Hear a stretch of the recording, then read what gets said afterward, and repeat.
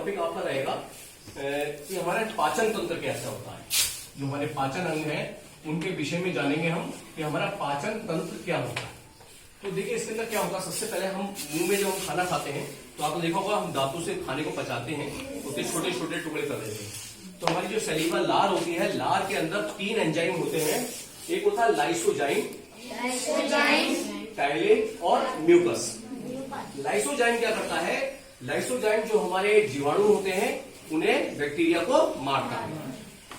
और टाइलिन क्या करता है, टाइलिन जो खाने के अंदर हमारे कार्बोहाइड्रेट है उसे अलग कर लेता है। और म्यूकस क्या होता है, उसे चिकना बना देता है। क्या बना देता है, खाने को चिकना। अब ये खाना वहां से होता हुआ फिर ये आहार नली, ग्रास नली के द्वारा होता हुआ ये कहाँ जाता है, कहाँ जाता है ये आमाशय के अंदर हमारे 3 प्रकार के एंजाइम, रस, पाचक रस जिसे कहते हैं, एंजाइम माने पाचक रस। तो पाचक रस होते हैं जो खाने को पचाते हैं। तो आमाशय के अंदर जठर ग्रंथियां होती हैं और इन जठर ग्रंथि से जठर रस निकलता है। तो कौन कौन से रस निकलते हैं, एक रस निकलता है हमारा HCl, हाइड्रोक्लोरिक अम्ल। और ये क्या करता है, जीवाणुओं को मारता है। किसे मारता है, जीवाणुओं को। जो बैक्टीरिया होते हैं उन्हें मारता है, जीवाणुओं को मारता है।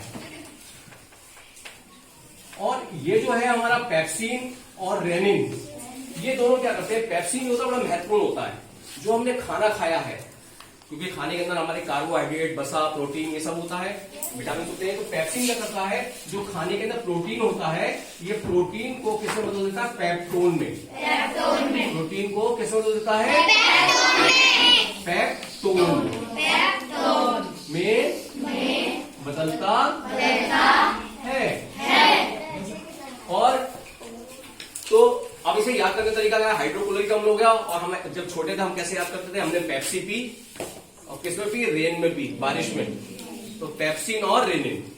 अब यहां से होने के बाद, आमाशय से होने के बाद हमारा खाना किसमें आता है, छोटी आंत में। तो छोटी आंत में जाने से पहले इसके पास 3 ग्रंथियां जुड़ी होती हैं। जो सबसे बड़ी ग्रंथि है हमारी भूरे रंग की, यहाँ पर जो देखो ये दिखाई दे रही है इसके अंदर चित्र में। तो ये जो ग्रंथि होती है, क्या करें, ये ग्रंथि, इसे कहते हैं यकृत। क्या कहते हैं, यकृत।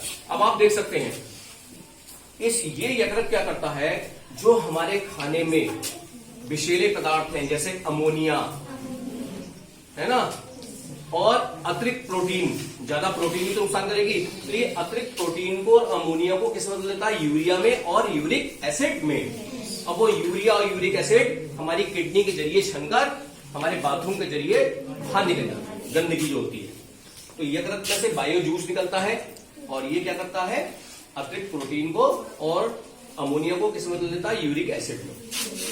अब इसके नीचे देखिए यहीं पे ये पित्ताशय है, और इस पित्ताशय में से क्या निकलता है, पित्त रस। क्या निकलता है बताओ बच्चों।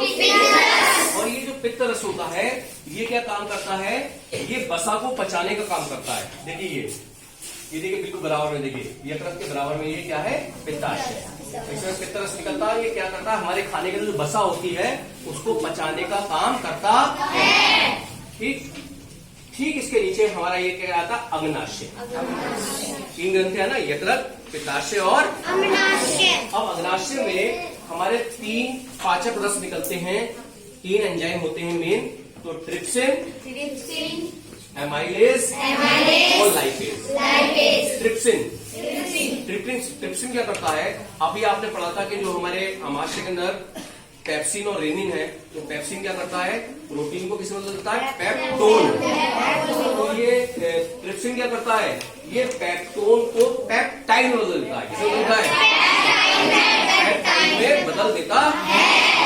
और एमाइलेज क्या करता है, ये जो खाने कार्बोहाइड्रेट है उसे पचाता है।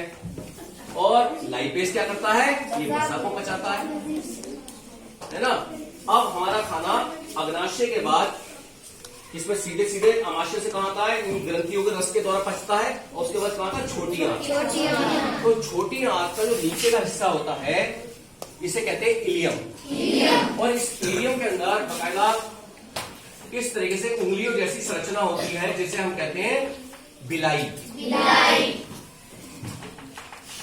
और इस बिलाई के अंदर से भी पाचक रस छोटी आंत में निकलते हैं।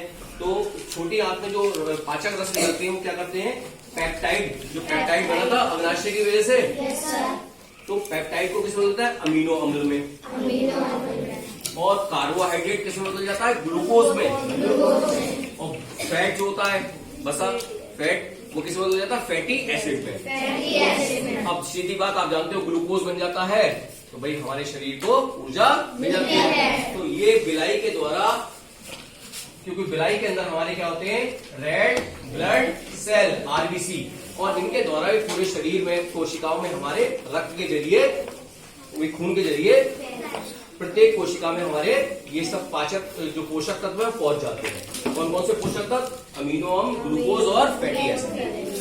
अब छोटी आंत के बाद बड़ी आंत का भी काम है। बड़ी आंत में क्या करता है, जो भी अन्य पदार्थ बचे होते हैं उसमें से जल का अवशोषण कौन कर लेता है, बड़ी आंत कर लेती है जल का अवशोषण, और बाकी जो पदार्थ होते हैं वो रेक्टम है ना, एनस के जरिए हमारे बाहर निकल जाते हैं।